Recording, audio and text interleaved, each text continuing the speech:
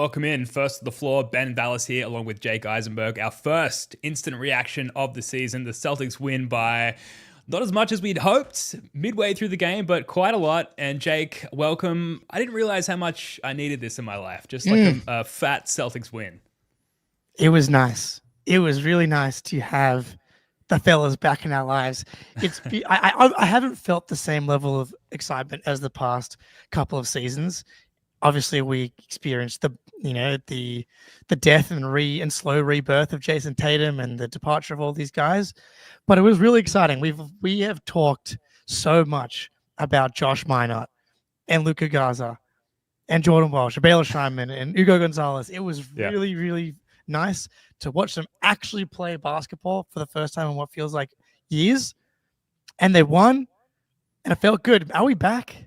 We had a 30-point lead, back. pretty much. 30-point lead at one point. Did we ever leave?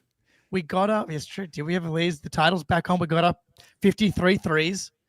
Missoula Nice. ball is back. Look, no Ja Morant, no Jaren Jackson, no Scottie Pippen, no KCP, no Zach Edey, no Brandon Clark. They basically didn't play any of their main guys except for Santi Aldama. Who else am I forgetting? I think that's basically Ty Jerome as well. On the flip side, no Neemi Cater, no Payton Pritchard, no Anthony Simons. Yeah, shocking. So while it felt good to see the boys come out and play well, we have to caveat it just a little bit that the lead ball handler for the first half of Memphis Grizzlies basketball was Javon Small, Spoonie's guy. Yeah, it's a great first point to make. So let's top off everything with that caveat, and now let's never mention it again. Let's just get to reacting to all of the sample size that we have thus far, which is whatever we just saw.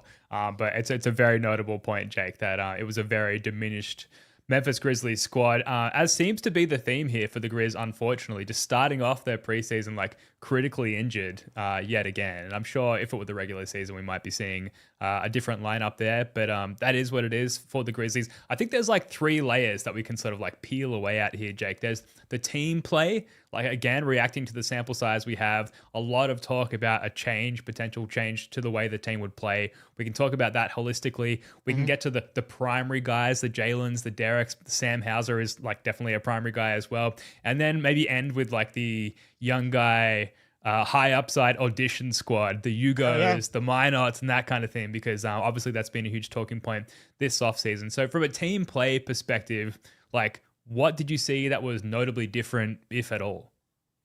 Yeah, like big picture for this season, what's the most important thing, right? We want to get back on track for the chase for Banner 19. Brad Stevens has said that is going to continue to be his North Star. So this season is about, development. Can guys take steps forward for when Jason Tatum returns so that we're ready to get right back in the contention race?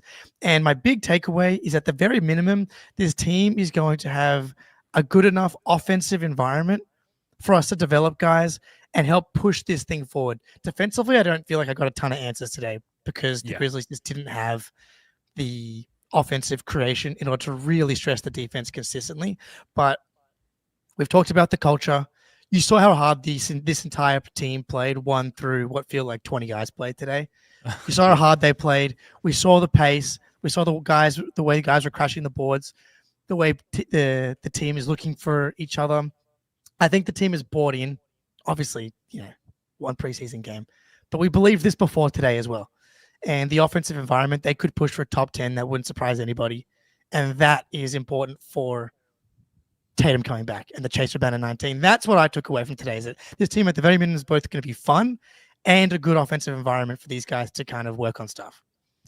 Yeah, absolutely. Yeah, and from the Memphis perspective, like you said, not a lot of stress to put on our defense, like personnel, talent-wise. That said, I thought there was like good fluidity in our pick and roll defense. I thought whether they were switching, whether it was the communication around going over or under, I thought that was pretty fluid, which was surprising to me given all the new personnel. I liked the full court pickup early on as well. I thought that was well aligned with some of the like hyping up of the new play style we'd heard from Missoula and co over the last few weeks. Derrick White picking up full court, doing an amazing job in the first half. Walsh coming in for Derrick, slightly halfway through the first quarter, I think, and doing the same.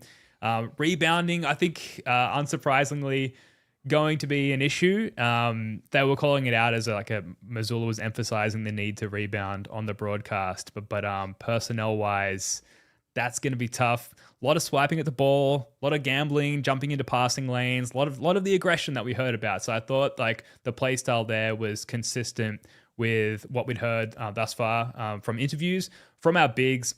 Unsurprisingly, just no rim threat on either end of the court. Jake, who did you think was the best big tonight? It's like it's a bit of a tough, barrel of bigs to choose from. It really was. I guess honestly, I was kind of impressed with Gaza defensively. Again, I thought he was fine. He's quite tall and long. At least it feels like. But offensively, he was catching the ball in some dangerous spots. The pump fake game was strong. He got himself to there was a little spurt there where it was all Gaza, and there was a mini Gaza takeover. Third quarter, yeah. I was like, okay, this is interesting, and that's been something we've believed in, is that he could be like a positive offensive big. I thought he battled on the defensive glass, but I think him, while it was exciting to see Tillman move, because that was a question. We got the Tillman alley-oop, the Josh Minott Tillman one-legged flying through the air. Gazelle, who don't fly that high through the air, which Tillman didn't get that high up there either. So I think maybe it is a good comparison after all. But the fact that he was even able to do that after what we saw from last season is exciting. Defensively from him, though, I didn't feel as if he was awesome. So I think I'll just go Gaza, because on either end, I thought he had the most impactful stretch out of any of the bigs. Boucher had some moments as well, if you want to put him in the big category. But yeah, man, Mr. Gaza, come on down. Yeah, I think definitely jumping out into the lead as far as like the most impressive bigs thus far. We didn't see Neemi. There were stretches of like second chance attempts for Memphis midway through the game where I was craving some Neemi, which is not something I thought I would ever say, but I look forward to seeing him out there.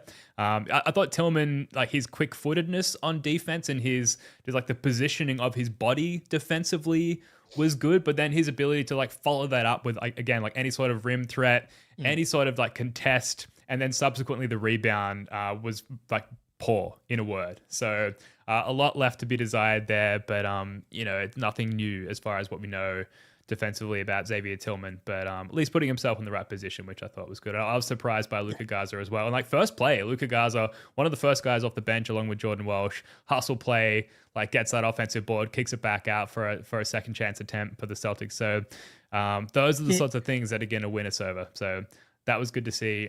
His rebounding was legitimately good. Like he had 10 boards, all of them were offensive. Like Tillman, obviously single game plus minus isn't everything, but he got to play a ton of his minutes when the Celtics were kicking the shit out of the Grizzlies, and he somehow ends up a -2. Yep. That kind of matched my eye test a little bit. Offensively, he got the threes up. He shot 3 of them. Did he shoot 4 of them? Shot 3 of them. 1 of them went in. That would be a huge win. If he was able to go 1 for 3 from 3 every single game, that would be a huge win. And he made that first one. And the second time, he was able to actually pump fake and get the defense to react a little bit. So if he's going, it feels like he does have to shoot the threes if he's going to play on off. I mean, he's going to play on offense. So like to create some type of advantage or get the defense to react in some way, because while he was able to get off the ground for that one alley-oop, you're right, he's not a lob threat, obviously. He can make decisions in the short roll, but they had a tough time kind of finding big men like in that Luke Cornett spot, it felt like, outside of Gaza. So yeah, I'm back to what we said earlier, but yeah, Gaza over Tillman, taking the lead early here. Yeah, it's jumping out of the gates there. Luka Garza, who would have thought? Tillman, I thought, just like not to harp on the bigs too much because it's like not the story of the game at all. But Tillman, all the talk of like getting up, 53-point shots per position on the court. I thought he gave up quite a few wide open looks as well, which I was he did hit that 1-3 later in the game. Had a significant amount of bricks earlier in the game, but I also thought he passed up a good amount of attempts, which like you're wide open. It's the preseason. No one's closing out on you, Tillman. Like I think take those shots, but enough from the bigs, just more offensively. Actually, one more thing on the bigs. I think I counted single-digit good screens set by our bigs offensively. Like Jaylen's second bucket, which was a layup, was a result of like Tillman like finally setting a good screen and actually like a good angle on that screen as well. And it's like as soon as Jaylen got that, he was like, all right, now I'm going to do my thing, get downhill, score at the hoop. But we were struggling offensively in that regard early. Also, like lots of those curling actions around the perimeter, flare screens, pin downs, things like that, where like the quality of the shot that you get out of that play is like hugely dependent on the quality of the screen. That was a huge issue early. So I guess like zooming out, Jake, like thematically, a lot to be left to be desired from our bigs, but it's early days. No question. It does feel like Neemi is going to be the guy, and we didn't see him tonight. RJ, shout out. We're back in mid-season form with the RJ donations. Very much appreciate it. Your thoughts on Boucher? I thought we got exactly what I expected to get from Boucher. Stretched the floor a little bit. Did he actually make a three tonight? I made one. So many guys on this box score. Yeah. Yes, he went 1 for 6 from 3. He will make more threes than that typically. I thought he was active, got to the free throw line. I loved the way that he attacked closeouts, and that's something that he's really effective at and is really valuable at that 4 spot. And he just gives you a bit of versatility and size. Like when you've got him out there at the 4, it feels like a more imposing team. And man, I can't believe where we are with Cater. But once Cater's actually out there, you have Boucher out there, you got Jaylen and Derrick, and maybe Simons or Pritchard. It's like, okay, that feels more like an NBA lineup that's gonna at least put pressure on teams. I liked it. Defensively, some good. He's just so long and so athletic. So if he's playing hard and flying around, which is kind of his calling card on top of the philosophy of this team, I do think he's going to continue to be his impactful per minute type of living up to that per minute impact reputation. Totally. Yeah, I was impressed. I also he didn't necessarily in my mind play that much like a big. He was more of like a 3/4. I thought just in like positionally, especially offensively, where he was on the court most of the time, type of shots that he got up. But I thought he was pretty solid, pretty versatile. So yeah, definitely in the sort of upper echelon of role players on this Celtics squad. Again, after a small sample size, one game. So the speed I think was there on both ends. Like lots of field goal attempts, lots of threes got up, lots of hustle defensively. So that was really good to see from a team play perspective. So moving on to the key guys, the primary individual performances. Jaylen Brown, man, looked pretty fucking good. 3-ball going early, 15 points in the first quarter. I think he finished with 21. Clearly the best player in the building and then some. Jake, what'd you see from Jaylen Brown in this one? It's nice to see our boy Jaylen Brown playing healthy basketball. I thought he looked really, really fluid, really explosive. And it would be nice if this is a year that his 3-point shot kind of returns to where it was a couple of years ago. Again, kind of using that North Star of how do we win a championship again? Jaylen Brown finding his 3-point shot would be relatively high on that list. But yeah, I've been someone who's saying that maybe he's not going to get into that 25 plus field goal range. Obviously, there were no Pritchard and Simons, so he was taking on more shot creating and honestly shot taking more so than creating today. He ends the game with 0 assists and 2 turnovers. Not your best assist to turnover ratio, but yeah, man, he's a star. Shot making. It was good to see him be able to get to his spots, get to his spot, pump fake, gets the guy in the air, just shoots over the top. Got to the free throw line. And that was something late in the season, if I'm not mistaken, that the free throw percentage started to turn a little bit. And he goes tonight, gets to the free throw line 8 times. And that's another thing. Jaylen Brown last season, free throw rate went up a little bit. And if that can be something that he continues to add to his game, even if he ends up being in that sub 75% range from the free throw line, if he's someone that's getting there 6+ times, that's going to just help his overall efficiency and his overall impact. He should always be getting to the free throw line. Him and Tatum have always struggled with the grifting side of things, but poised, dominant, beautiful. Yeah, elite, professional, and made the most of those shitty screens I referred to earlier. I think he made the absolute most out of them. It was just straight up overpowering dudes. He just looked so much bigger and more professional, and just overall a far superior basketball player to literally anyone else in the building, except for maybe Jason Tatum, who's sitting on the bench. Derrick White, go ahead. That's not normal, by the way. Sure. Like just having your superstar who's out for the next few months coming to Memphis on a road trip in the preseason. It's just classic Tatum. It's not surprising to us, I don't think. To us, but I don't think that's something that's incredibly common around the NBA. So I thought that was relatively notable. Howard in the chat, Luke Cornett with 16 points in his Spurs debut, 100% from Indeed. the field. I'm gonna French vanilla. Sweeping here Wemby and Cornett, coined by Spurs Twitter. I have to say, she's so much better than Cookies and Cream. I know it's not the same players, but yeah, you're right. French vanilla is elite. Great work from Spurs Twitter. Yeah, and a great flavor, generally speaking, as well. Derrick White, inefficient shooting night. He started off like quite hot early, like his three was going down. It looked good, like on the pull up, off the screens, spot ups, etc. Like I thought his scoring looked great early, and then this sort of mini missing streak clearly bothered him. He got frustrated, turned it around a little bit. Yeah, I was surprised to see him come out and play in the beginning of the third quarter, beginning of the second half. But he kind of got up and down the court. Like fast breaks, single Derrick White led fast breaks, got a few buckets in, kind of corrected his percentages, efficiency a little bit. But aside from the inefficient shooting in like the second quarter, great game, 9 assists in the first half, just looked like quite a good point guard. I think sneaky, maybe not even sneaky, like amazing, like top 10-ish fantasy player as well this year, just in terms of the variety of stats. He had like 3 stocks in the first half as well. I just thought Derrick White was kind of everywhere, particularly like as an offensive orchestrator, which is unsurprising. But again, despite the inefficiencies, I was really impressed with Derrick tonight. Team high plus 22, I think, is potentially something that we say quite a lot this season. I'm really excited to see Derrick White this year because he has just taken on every challenge that we've asked of him since coming to the Celtics. Like as we continue to scale him up, he continues to get better and better and maintain efficiency, if not continue to boost his efficiency despite a bigger role.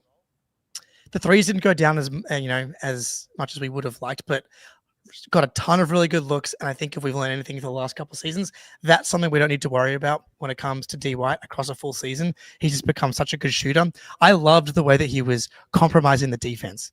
And that's been a big question. It's like, he's not an elite athlete, despite the blocks. He's incredible timing, incredible IQ, but he doesn't have that typical burst and explosion in order to create separation, create shots for both himself and others, but getting into tough spots, collapsing the defense, finding guys, got to his little floater game I liked late after he started to miss some of those shots you were talking about, got into that compromising position, get the shoulder into some guys, get to the floater. And then defensively, you're right. I was like, I wonder if he played 82 games last year, which in hindsight is why. Oh no, he did play 82, but he played like 70 plus. It's quite close. Yeah. It was really, maybe he played 82 the previous year. And I think that's right. He played 76 last year, 73 the year before, and 82. It's probably too many. And I wonder if like his defense definitely slipped last year. I do think that they need to kind of protect these guys from themselves. Tatum's the same, as we know. Because I felt like Derrick had his burst defensively back as well. Like he was kind of everywhere defensively on the boards as well. I loved his getting into passing lanes. He was looking for blocks. So I wonder if we get a defensive resurgence from DY, because I felt like that kind of slipped last year. Sure. But don't grind him into the ground. I know that they're talking about how training camp has been a war and they're playing harder than they've ever played before, which I love, and that can give you an advantage night to night. But I don't really want to see D-White play like 79 games and grind his 31-year-old body into a nub. Anything but a nub. Yeah. I mean, fortunately, we might have at least one other defensive dog on this team who we'll get to, I think, very soon, if not right now. But Derrick White, it was great to see him looking like himself and just like dialing up the usage. I thought was great because everything that Derrick does is good. And I don't think which is obviously a huge hot take. But I don't think, like Jaylen Brown, for example, if you dial up his usage rate, that might magnify his mistakes. And I don't necessarily feel you get the same outcome from dialing up the usage for Derrick White, if that makes any sense at all. So that was good to see. We're going to find out. We're going to find out with both him and Pritchard. It's like, what does it look like? Because in the small samples, it has not mattered, if not improved their efficiency and impact at times. And tonight, missed a couple of shots, but he makes like one more three, and then you feel like pretty fine about the efficiency. For sure. Sam Hauser, I'm putting in the primary player category, which I think is fair enough. Yeah. There's nothing more moist in this world than a Sam Hauser 3-point make. Like, it was just the wetness of that first swish is still echoing in my mind, Jake. Half shots. I don't want to go as far to say like he's back, but certainly any of the things that slowed him down last year, and you know what I'm talking about. Like, obviously still very efficient from three, but there was something slowed him down last year, whether it was the back injury or just like the minutes catching up with him over a couple of years of playing on an elite team. But he looked pretty spry. I love the way he came flying off screens. I love the way that he can still shoot so efficiently despite like the clear duress that he's shooting under, the clear directive defensively of the opposition to just like make sure you get a hand up or a body up on him. Wet from downtown for Sam Hauser. He's back. Man, he's literally back. And just, man, that jump shot.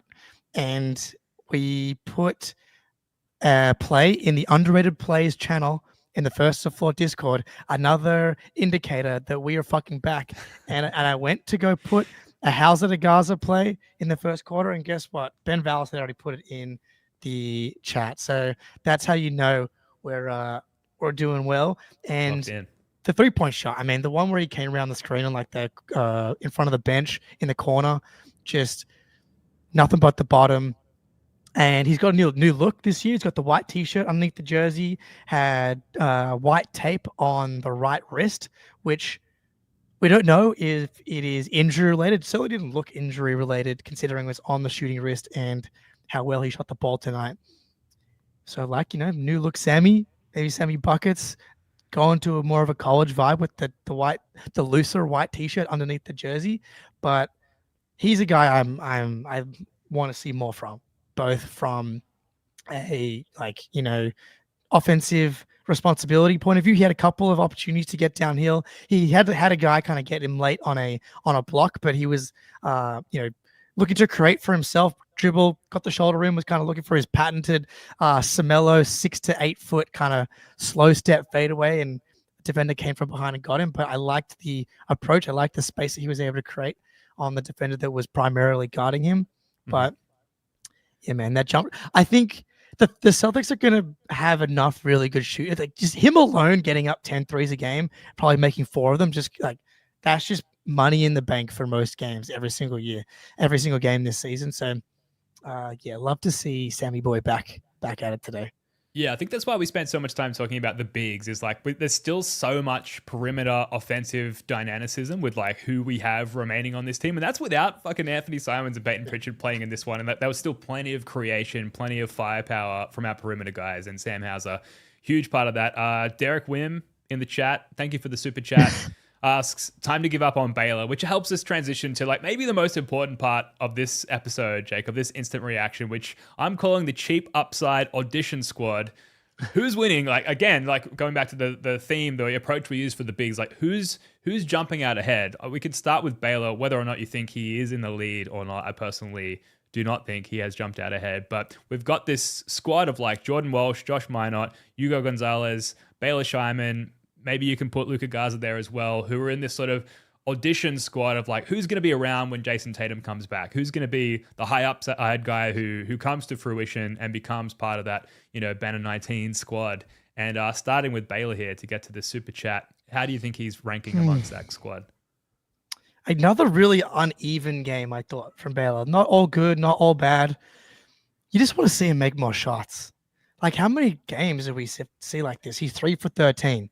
3 for 9 from 3 is not awful. Got to the free throw line a little bit.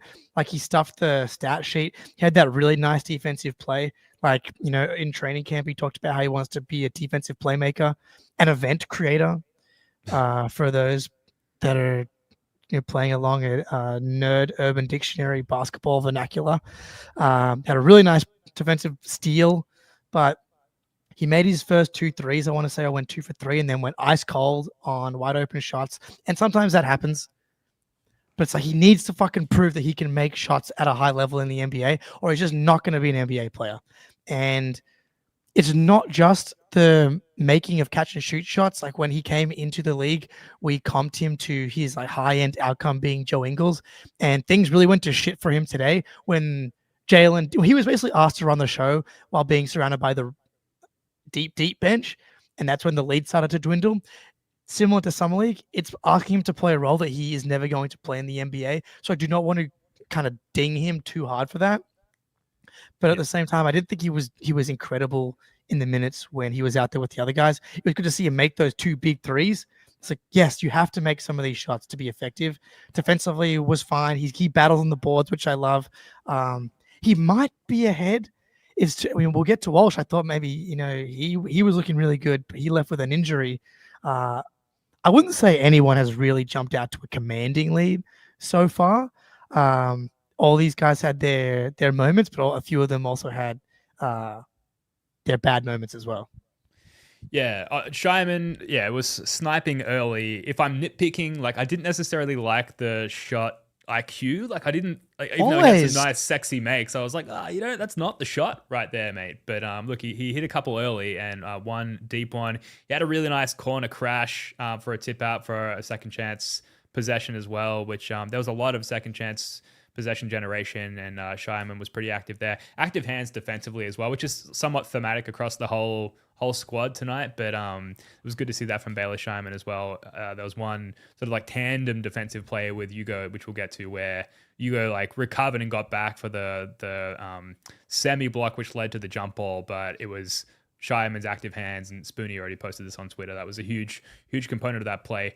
If I'm having to like choose based on, again, the small sample size, who's jumping out ahead here, I feel like I'm sort of conflicted between Josh Minott and like Ugo, man. Like Ugo, maybe we'll stop. Just get to Ugo because it's very exciting. I think maybe the people want to hear it a little bit. Like absolutely. Like so early on, he comes in like twice early, like beaten off the dribble, which you expect. 19-year-old comes in, it's like first exposure to NBA pace and athleticism and explosiveness, etc.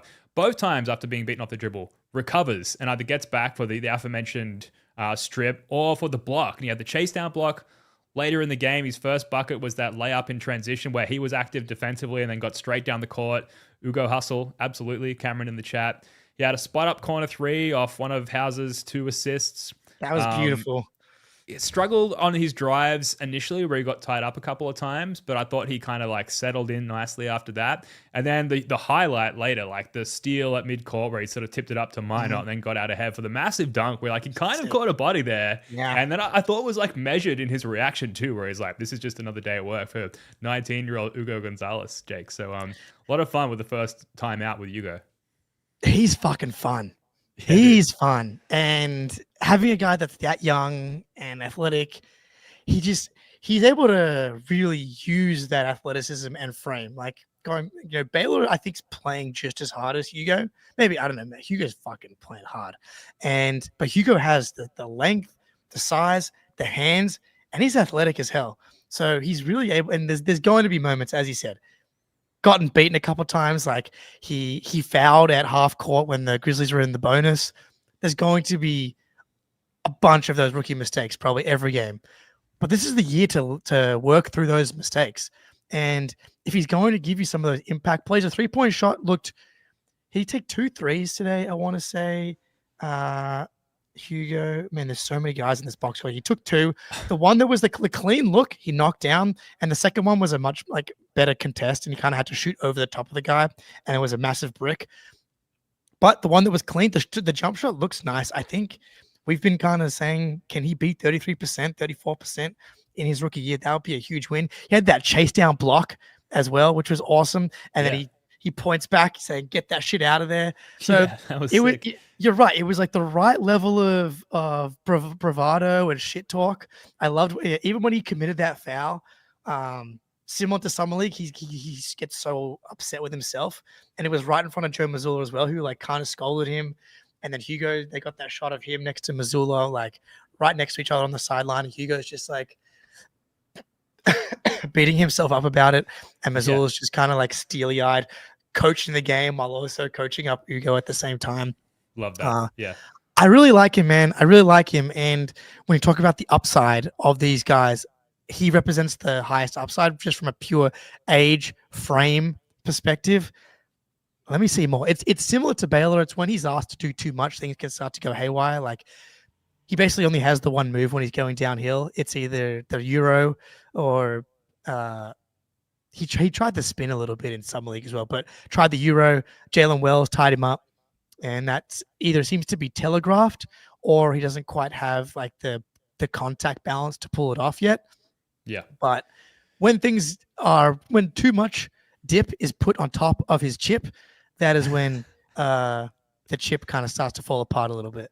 I did enjoy the dip on the chip stretch in I was at the late third quarter, early fourth quarter, where we had like basically no ball handlers in the game except for Baylor Scheiman and Ugo. And there was a lot of Ugo like bringing the ball back and bringing the ball up rather and initiating, which was a lot of fun. Don't get me wrong, like far from perfect, but you know, I love watching those kind of learning experiences for these young guys where you're like, there's some aspect of them. I'm sure they're brimming with confidence, but also like must be shitting themselves to some degree where it's like, fuck, okay, I've got to create for like an NBA offense for the Boston Celtics. I'm 19. This is like my first exposure to the league. And I thought he handled it quite well. I thought he sort of broke down his initial one-on-one defender a couple of times, got downhill, and then it was kind of 50-50 with the decision-making, with the like, shit, okay, like what do I do now that I'm getting downhill? But it was cool to see him kind of work through that. And it wasn't super bad or anything. And I think that alone, and maybe I'm being too kind, but I thought that was kind of impressive.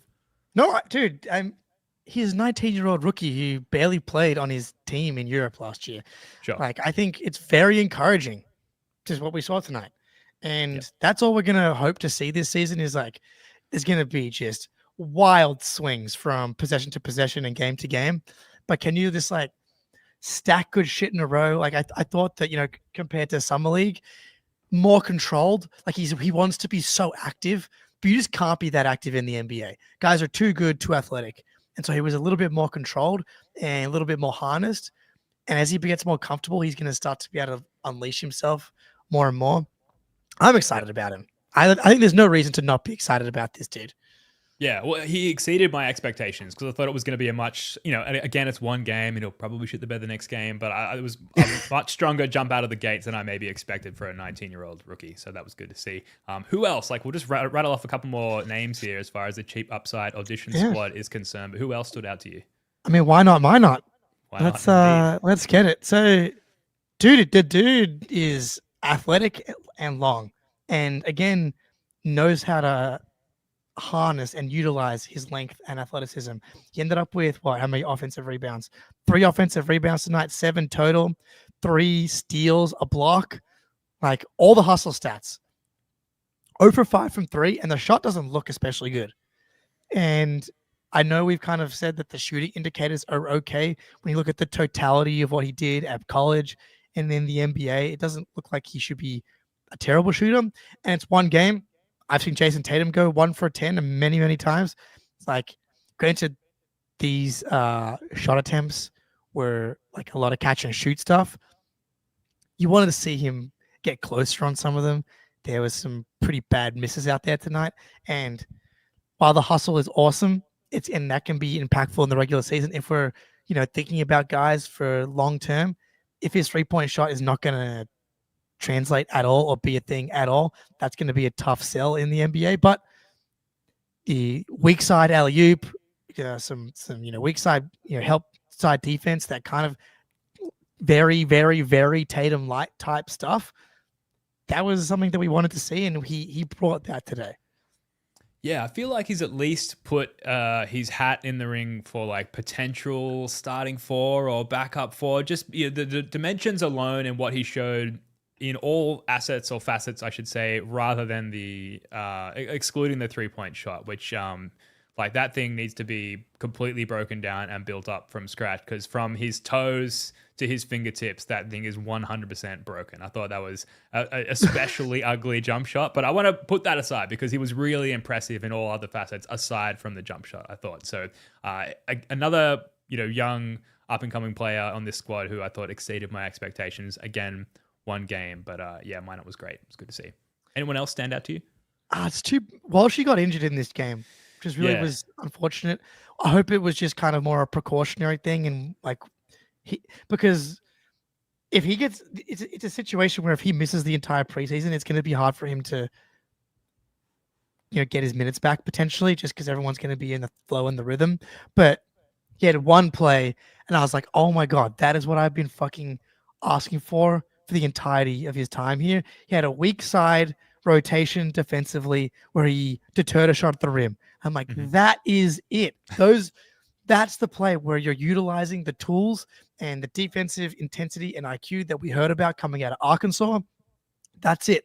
And then he ran the floor, got a wide open dunk. And I'm like, yes, this is the 6'7" hyper athlete that we've been excited about. Use those things, and that's going to help you stack positive plays and help you utilize some of the skill that we've seen you flash at the same time. Yeah. But then he gets injured, and so it's just disappointing. Yeah, for sure. That was disappointing. It was an adductor strain, and someone pointed out there was like a slip he had on the court earlier, which might have been the cause for that. Yeah, didn't seem that big. So hopefully, like you said, just precautionary. There were, again, not to nitpick too much from one preseason performance. I thought he was maybe a little doe-eyed, like in terms of biting on fakes and getting caught on screens, and some of the things. While we've isolated him as like this great single one-on-one defender at times, team. Defensively, there's still some things to work on. So the weak side rotation, great. These are all fixable problems as far as one preseason performance getting caught up on a couple of screens, but still some issues there for him to work on. And it was a shame just not to see more of him because I think we saw other guys kind of work through some kinks early in the game, and Walsh just didn't get the minutes load to do that himself. So good to see. I think we've covered everyone there. Some miscellaneous takeaways from this one to wrap this one up. Joe Mazzulla, green light special, up 22 at a preseason game on the road. I thought that was nice and like classic crazy Joe Mazzulla. The Jaylen Brown shove on Vince Williams Jr. after like the grab, like the disrespectful grab. Don't be grabbing like an all-star, finals MVP, a champ like that in a preseason game where there's no stakes. So I thought that was disappointing.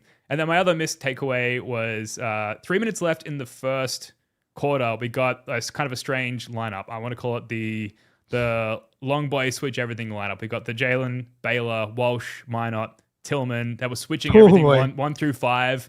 Not a lot of playmaking on the court, not a lot of rebounding on the court, but a lot of like keeping a body in front of other bodies in terms of defense in that lineup. I thought for the small stretch that we saw it, that was kind of cool. Yeah, there's definitely a ton of switchability on this team, and yeah, I want to see what Simons looks like fighting defensively. We saw a little Simons defending Neemi, I think, in the pregame or something like that. So, look, another big like style takeaway. I thought the pace that we've heard endlessly about. The one moment where I really saw that, D White coast to coast off a make, which I think that was a rare thing last year, and that's just hard to do in the NBA. And so it's like, okay, and Scout said it on the broadcast. It's easy to kind of come out and play fast. Is it in your DNA? Are you going to keep doing that when you get tired at the end of the quarters? Are you going to keep doing that in the fourth quarter? And we didn't really get to see a full complement of the team, obviously. So hard to say for sure, but it did feel like that emphasis was coming to fruition today. Totally. Do you want to get to this question and then we'll get out of here? Yep. Yeah. So Rivens, when will playback start again? So playback's going to happen a little bit less this season, but specifically this next kind of few weeks, October, I'm just very busy. And so I'm just not sure how much I'm going to be able to do it for the first kind of, for the preseason and then for the first couple games. But we'll get going again and there'll be a bunch of playbacks, just not as much as last season. And that's kind of a payment related thing from playback. And so I'm starting a tour guide job here down in Tasmania, which I was probably going to do anyway, but it's kind of lined up with the way the playback has changed some of their payment stuff because man's got to eat. And so we got to earn some money. So not quite as much playback, but keep your eye out on the Twitter, on everything. We'll post about it and we'll be back. Don't worry. Yeah, it's kind of like the same approach with the pod. Like, we'll just do it as often as we can. But as far as playback is concerned, just not as much as last year, which was an epic playback run, one for the ages, and not repeatable, at least for the upcoming year. But look, that's going to do it for this one. Thank you so much for joining us. Please hit that like button, subscribe to the channel, rate and review the podcast, and we'll see you on the Patreon tomorrow. Jake Eisenberg, love your work, man. Until next time, go Celts.